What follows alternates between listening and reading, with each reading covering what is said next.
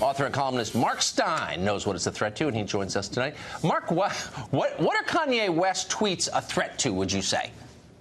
Well, they're a threat to the lockstep homogeneity of popular culture in the United States. And to a certain extent, I'm not unsympathetic to that. You know, some people are mocking us conservatives because we're such Squaresville daddios that when some groovy hepcat that all the beatniks dig, like Kanye West, comes along, we all get so excited that, you know, we're thrilled that he's looking at us. We're the square, frumpy wallflower at the prom, and he's given us the eye. And to be honest, I quite like the fact that the right has been celebrated. I mean, I remember in the 2000 election going to the Republican convention and being given the folder showing which celebrities were supporting George W. Bush. And when I say folder, it was an attractive piece of letter-sized paper with two names on one side. There was Pat Boone and one of the Oak Ridge boys. I can't remember which Oak Ridge boy. I think there's 9 of them. 7 of them are Democrats, one's a Green, but whichever Oak Ridge boy it was supporting George W. Bush. And I think and there was something terribly refreshing in having no purchase on pop culture. But the fact is, we're not really excited. It's not so much the excitement from our end. It's the fact that Kanye at his end is sick of being told what to think.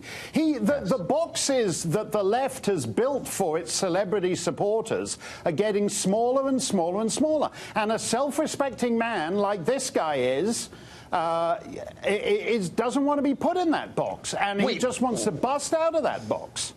Wait, are you saying that art is not the same thing as conformity?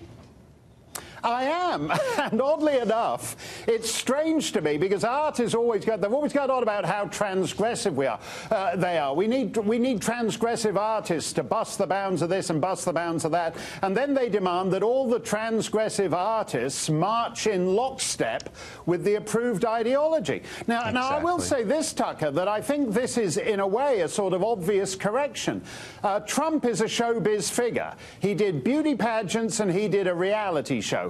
He's on the Regis Philbin Christmas album, firing Blitzen and hiring Rudolph the Red-Nosed Reindeer. Now, I would have voted for President Philbin if I could, but the guy who's on the Regis Philbin Christmas album is a pretty good second place. And if you think about it from Kanye's point of view, if he walks into a room and there's Chuck Schumer and there's Elizabeth Warren and over in the other corner is Donald Trump, who is Kanye going to go and talk to? No, it's He's true. going to go and talk to Trump. This, in a sense, is a natural correction to the insanity that the celebrity left has maintained since November 2016. Well, but that's one of the reasons they've always hated Trump, because he's so off-grid, for good and bad, that he represented the possibility of a real alignment.